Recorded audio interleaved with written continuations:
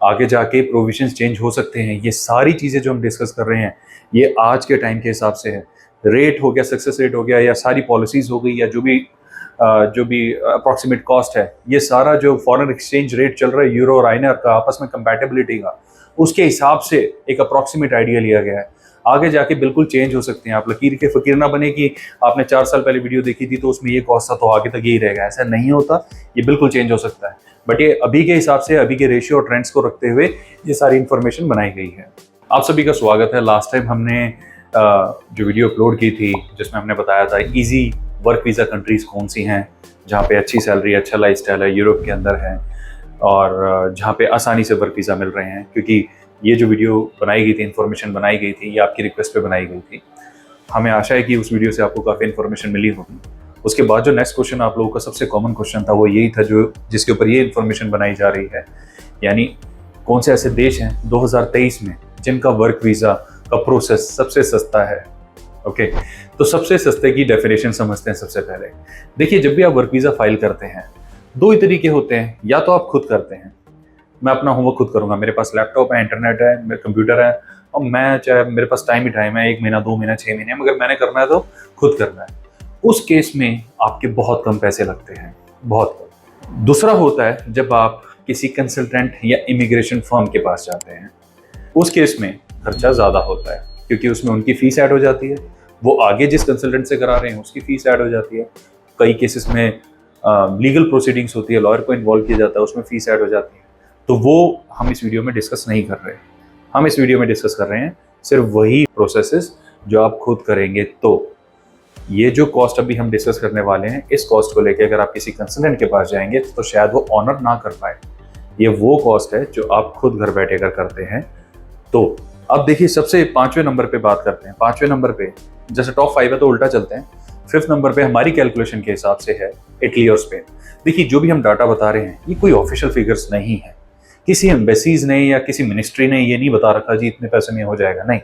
ये डेटा है जो हम उस देश के अंदर जो टोटल कॉस्ट लग रही है, डॉक्यूमेंटेशन में जो कॉस्ट लग रही है, या वहाँ पर जाने की जो भी खर्चा आ रहा है एक इमिग्रेंट को, उसको मिला के थोड़ा सा एक्सपीरियंस लेके, थोड़ा सा वहाँ पे जो लोग गए हैं उनकी डिटेल लेके, तो एक कंसोलिडेटेड फिगर है जो रफ एस्टिमेट है। तो 5वें नंबर पे है इटली और स्पेन। इटली और स्पेन का अगर आप खुद वीज़ा करते हैं तो 3 से 3.5 लाख रुपए के बीच में एक पर्सन अपने पूरे वीज़ा प्रोसेस को कंप्लीट कर सकता है। अब ये 3 से 3.5 लाख रुपए भी कैसे पहुंच गए? मेजोरिटी ऑफ द कंपनीज में आपको बताया था यूरोप में कैसी हैं।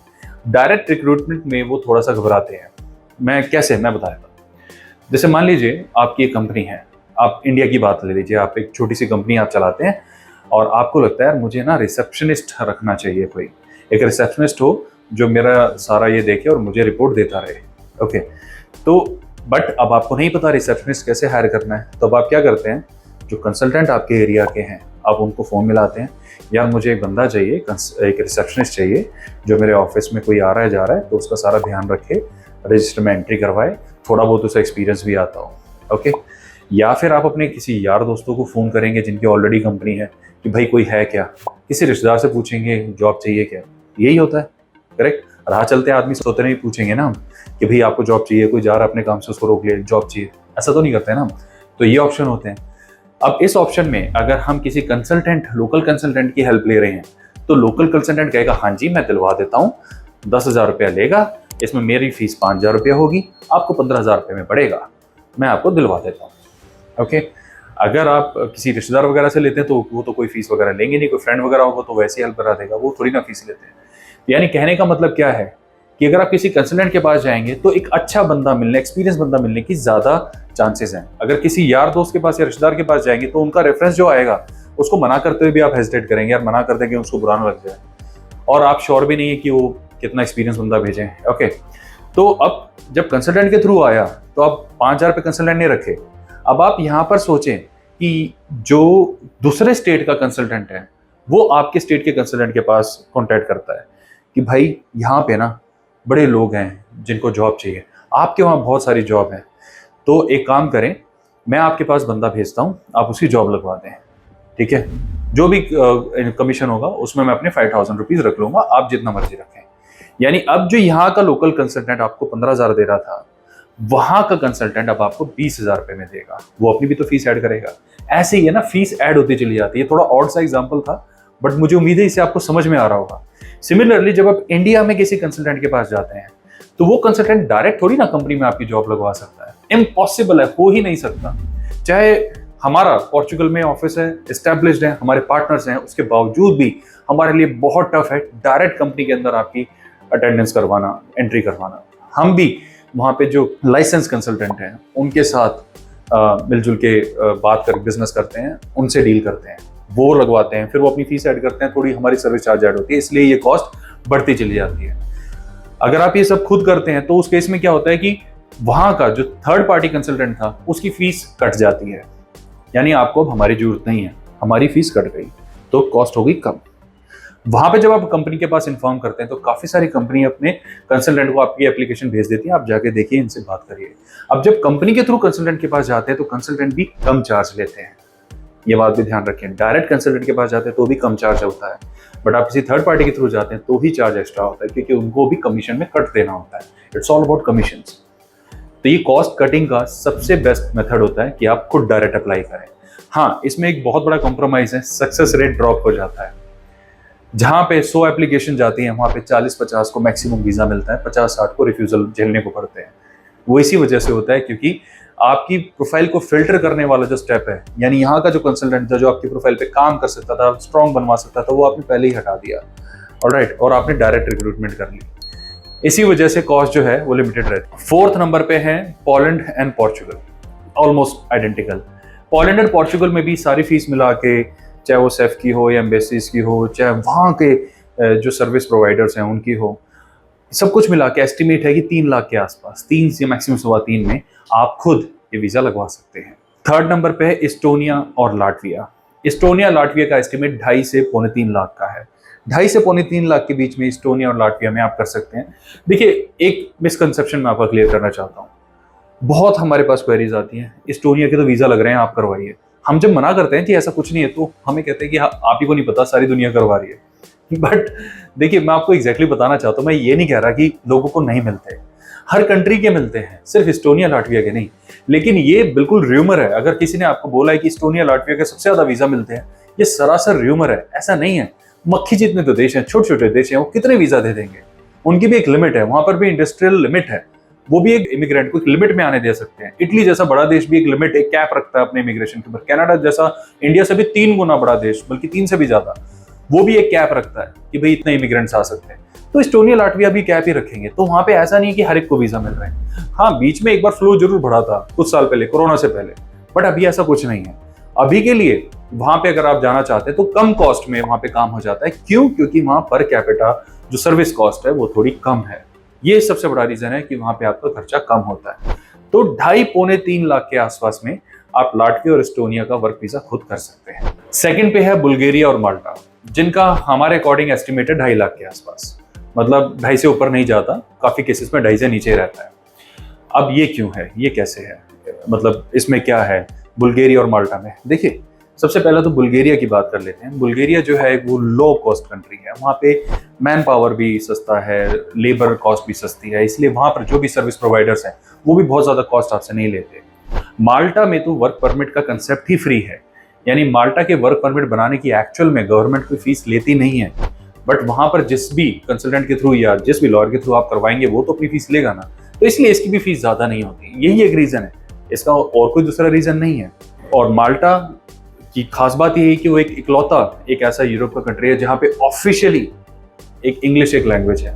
बहुत ही छोटा देश है माल्टा, बहुत ही छोटा, इसलिए आप ये ना सोचें आधा हिंदुस्तान जाके वहाँ बस जाएगा, ऐसा नहीं हो सकता। बहुत ही छोटा देश है, उनकी भी इमिग्रेशन के ऊपर कैप है। तो ये सारे रिसर्च करें आप। देखिए, वर्क वीज़ा लेना चाहते हैं ना, तो वर्क वीज़ा अंधेरे का तीर नहीं होता। अगर आप किसी की भी बातों में आके कोई भी एडवर्टीजमेंट देख के कहीं पर भी अप्लाई कर देंगे, यकीन माने प्रोफाइल खराब हो सकती है।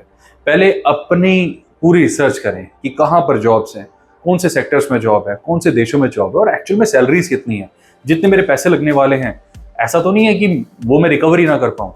और सबसे इंपॉर्टेंट बात मैं अपने सभी क्लाइंट्स को कहता हूँ, मैं आपको ही बताना चाहता हूँ, कभी भी लोन लेकर वीज़ा ना करवाएं।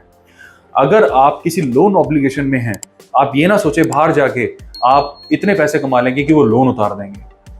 देखिए, हो जाता है, लोग कर भी देते हैं, लेकिन ये इतना कॉमन नहीं है। मैं आपको बिल्कुल राय नहीं देता ये करने की। इससे आप बहुत ही स्ट्रॉन्ग मेंटल प्रेशर में रहते हैं, और ऐसे मेंटल प्रेशर में बाहर जाके काम करना आपकी सेहत के लिए भी अच्छा नहीं है, मेंटल हेल्थ के लिए भी अच्छा नहीं है। तो इसलिए फ्री माइंड होकर जाएं। हाँ, छोटा मोटा लेनदारी है वो निपट सकती है, लेकिन बहुत भारी भरकम लोन मैं उतार दूंगा, बाहर जाके काम कर लूंगा, ऐसा शुरू में पॉसिबल नहीं होता, टाइम लगता है उसमें। और सबसे चीपेस्ट है साइप्रस और रोमानिया। साइप्रस और रोमानिया दोनों ही नॉन शेंगन कंट्री हैं, बुल्गारिया भी नॉन शेंगन कंट्री थी। साइप्रस और रोमानिया में आप अगर वर्क वीजा की कॉस्ट देखें तो 2.25, कभी कभी किसी रेयर केसेस में 2.5 के आसपास, नहीं तो 2.25 के आसपास कॉस्ट रहती है। मतलब ये euro to INR rate compatibility के अकॉर्डिंग मैं कह रहा हूँ। कल को अगर यूरो महंगा हो जाता है तो ये कॉस्ट बढ़ जाएंगी सारी एंटायरली। ये मैं आपको भी बता रहा हूँ, ये आपको ध्यान रखना होगा इस चीज़ का। आगे जाके प्रोविजंस चेंज हो सकते हैं। ये सारी चीज़ें जो हम डिस्कस कर रहे हैं ये आज के टाइम के हिसाब से है। रेट हो गया, सक्सेस रेट हो गया, या सारी पॉलिसीज हो गई, या जो भी अप्रॉक्सीमेट कॉस्ट है, ये सारा जो फॉरेन एक्सचेंज रेट चल रहा है यूरो और INR का आपस में कंपैटिबिलिटी का, उसके हिसाब से एक अप्रॉक्सीमेट आइडिया लिया गया है। आगे जाके बिल्कुल चेंज हो सकते हैं। आप लकीर के फकीर ना बने कि आपने 4 साल पहले वीडियो देखी थी तो उसमें ये कॉस्ट था तो आगे तक यही रहेगा, ऐसा नहीं होता। ये बिल्कुल चेंज हो सकता है, बट ये अभी के हिसाब से, अभी के रेशियो और ट्रेंड्स को रखते हुए ये सारी इन्फॉर्मेशन बनाई गई है। तो नंबर 1 पे जैसे साइप्रस और हमने रोमानिया बोला, दोनों नॉन शेंगन कंट्रीज हैं, और दोनों में ही साइप्रस भी एक आइलैंड है माल्टा की तरह, बट माल्टा से बड़ा है। साइप्रस 2 भागों में डिवाइडेड है, एक है ग्रीक साइप्रट और एक है टर्किश साइप्रट। काफी साल पहले ग्रीस और टर्की में लड़ाई भी हुई थी और उन्होंने इस आइलैंड आधा आधा हिस्सा कर लिया था। हालांकि ग्रीस जो है टर्किश के हिस्से को नहीं मानता है। ग्रीस का कहना है ये आइलैंड पूरा मेरा था, और टर्किश का ये कहना है कि ओटोमन टाइम में आधा आइलैंड हमने भी ले लिया था। तो इन दोनों का आपस में टग ऑफ वॉर है। तो इन्होंने फिलहाल ये कर रखा है कि आधा आधा अप्रॉक्सीमेट, आधे से थोड़ा सा ज्यादा ग्रीस के पास है और आधे से थोड़ा सा कम टर्की के पास है। तो आप जिस हिस्से में जाएंगे, जिसके वर्क वीजा मिलते हैं, जो थोड़ा इकोनॉमिकली स्टेबल है, जो रिच एरिया है, वो है जो ग्रीस के हिस्से में है। वहीं के ही वीजा मिलते हैं, वहीं पे ही लोग जाते हैं। जो दूसरा टर्किश के हिस्से में, वहाँ पे नहीं जाते, वहाँ के वर्क वीजा नहीं मिलते और वहाँ पे नहीं जाते, वहाँ की रिक्वायरमेंट भी नहीं आती है। तो जो मैं आपको ये बता रहा हूँ ग्रीक साइप्रट, इसका मतलब ये नहीं है कि साइप्रस के वर्क वीजा पे आप ग्रीस जा सकते हैं। कहने का सिर्फ ये मतलब है कि यहाँ के ग्रीक एंसेस्ट्री के लोग रहते हैं, जो ग्रीक रहे हैं किसी टाइम पे, जिनके मतलब पुरखे जो थे ग्रीक थे, वहाँ पे आके सेटल हुए थे, वो एंसेस्ट्री इस टाइप की है। इसका मतलब बिल्कुल भी ये नहीं है कि आप साइप्रस का वर्क वीजा पे जाके ग्रीस में काम कर सकते हैं। दोनों बिल्कुल सेपरेट, बिल्कुल डिफरेंट कंट्रीज हैं।